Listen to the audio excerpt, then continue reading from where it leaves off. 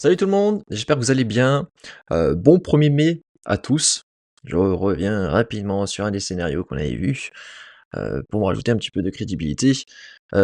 Comment ça se fait que ça se passe plutôt assez comme je l'ai vu? Bah, tout simplement parce que j'ai des milliers d'heures devant les graphiques et ce depuis, 2019. Donc je dois peut-être être à 15 000, 20 000 heures d'écran, de graphiques en temps direct. Donc les réactions, la manipulation des news, etc., je commence à plutôt bien les cerner. Et si vous voulez en profiter, n'oubliez pas de vous poser uniquement ces 3 simples questions. Qu'est-ce qu'elle fait la masse?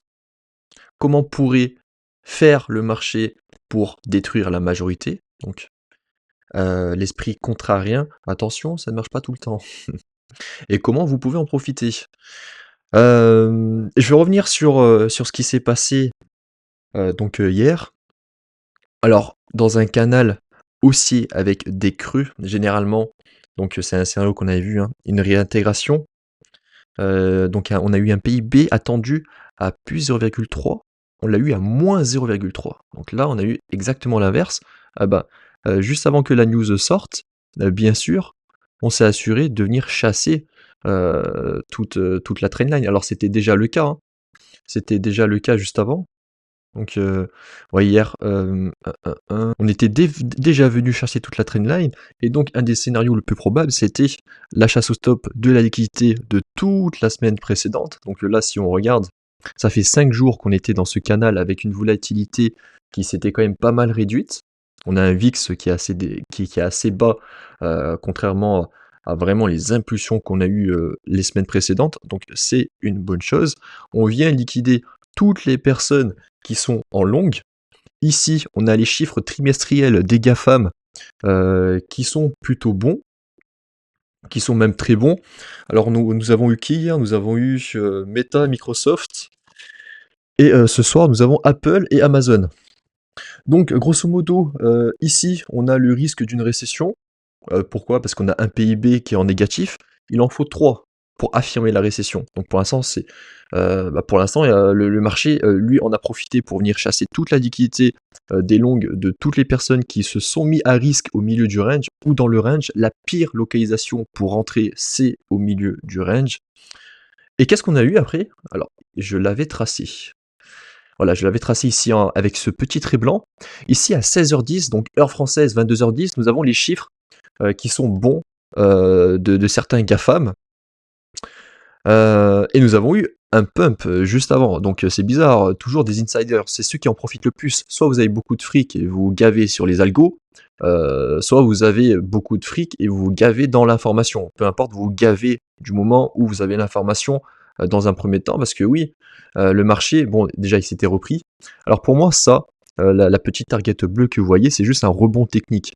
Nous avons tellement de vendeurs, un récit tellement survendu que le marché a de l'intérêt techniquement à rebondir sur ces niveaux. Il aurait pu ne pas le faire, mais il y a quand même de grandes chances si vous regardez tous les RSI surachetés.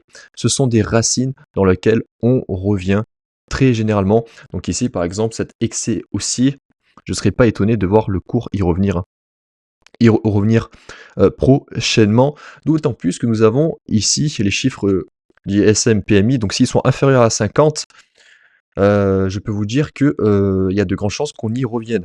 Là, à court terme, sur ce graphique, vous voyez cette belle trendline, on laisse énormément de creux. Alors bon, on a quand même ce niveau qui était assez intéressant à avoir pris, mais pour moi, ça fait sens quand même de revenir sur ces prix-là. Enfin bref, on va prendre un petit peu de recul, on va revenir en 1 heure. Donc on a une nouvelle target et c'est propre, ça serait uniquement, le retest, du range précédent finalement. Je sais pas pourquoi je me rapproche autant du micro. Et avant de parler de la suite, j'aimerais que tu participes, à mon sondage sur Telegram.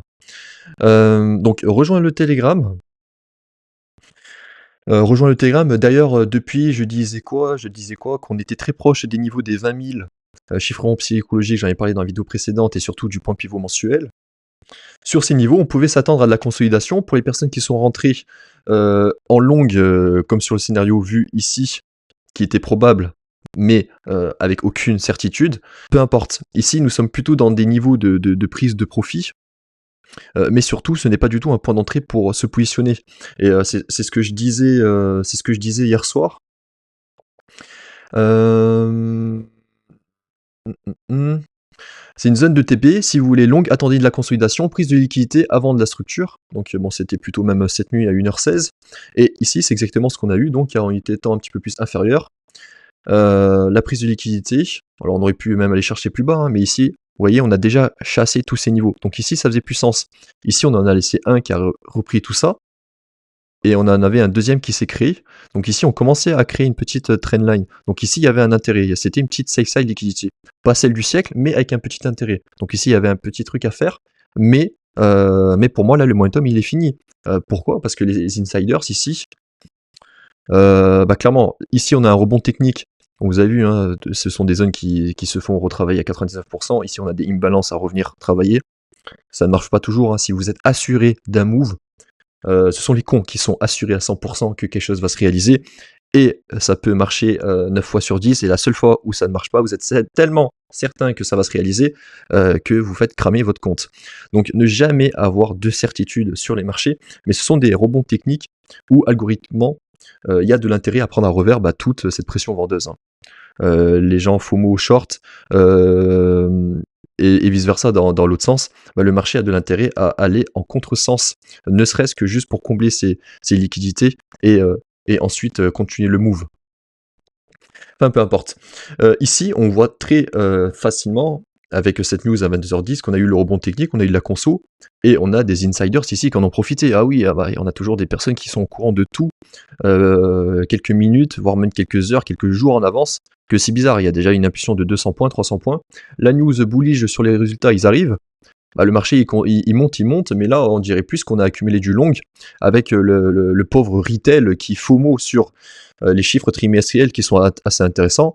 Mais là, grosso modo, si on commence à clôturer sous ce niveau, on a un changement de dynamique à moyen terme. Donc, et vous aurez cette résistance en guise de rebond si nous n'avons pas d'accélération baissière. Alors pour l'instant c'est toujours bull, mais vous voyez ici pour moi on a quand même un changement de dynamique. Et, méfiance ici, pourquoi? Parce que vous voyez toutes les impulsions haussières se font sans gap.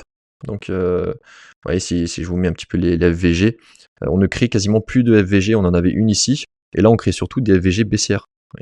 Ici on en a créé une, on a rebondi, on est venu chasser les longues.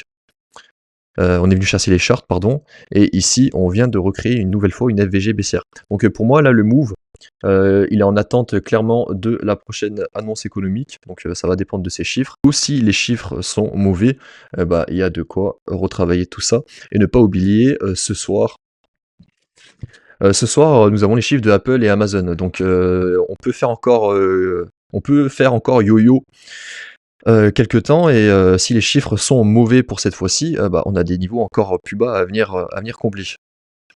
Nous n'avons pas tous les chiffres des GAFAM entre hier et aujourd'hui. Nous avons Nvidia. Bon, c'est un événement que j'attends personnellement depuis quelques temps. Mais ça sera plus pour la fin du mois. Donc on a encore un petit peu le temps. Et donc le contenu sur les marchés crypto. On a eu la fin du mois précédent qui s'est clôturé. Donc il y a beaucoup de choses à dire en analyse technique. Chaque clôture mensuelle, c'est encore plus important que les clôtures weekly. Donc il y a des revues à faire. Et pour cela, c'est vrai que je ne suis pas revenu là-dessus, j'aimerais vous demander, pour ceux qui regardent la vidéo, de rejoindre le canal public et de répondre à ce sondage. Est-ce que tu préfères plus une analyse technique sur un fond noir ou sur un fond blanc? Donc grosso modo, si je te montre les deux cas, ici nous sommes sur le fond noir. Et il me semble que j'ai encore gardé une charte, ouais. Et grosso modo, sur un fond blanc, ça ressemblerait à quelque chose comme ça. Qu'est-ce qui te parle le plus? Qu'est-ce qui te pique moins les yeux? Après, je peux changer, je peux mettre un blanc plus gris. Est-ce que tu préfères un fond blanc ou est-ce que tu préfères un fond sombre? Quelle information pour toi est plus pertinente dans mes explications? Je te laisse répondre à ce sondage, et dès que ce sondage aura un petit peu plus de votes, parce que là, franchement, franchement, il n'y a pas grand intérêt de s'appuyer sur 13 votes, c'est peut-être pas bien représentatif, donc je compte sur toi pour rejoindre le canal Telegram que tu verras dans la description, ce sera le premier lien, et de m'indiquer ce que tu préfères entre un fond blanc et un fond noir.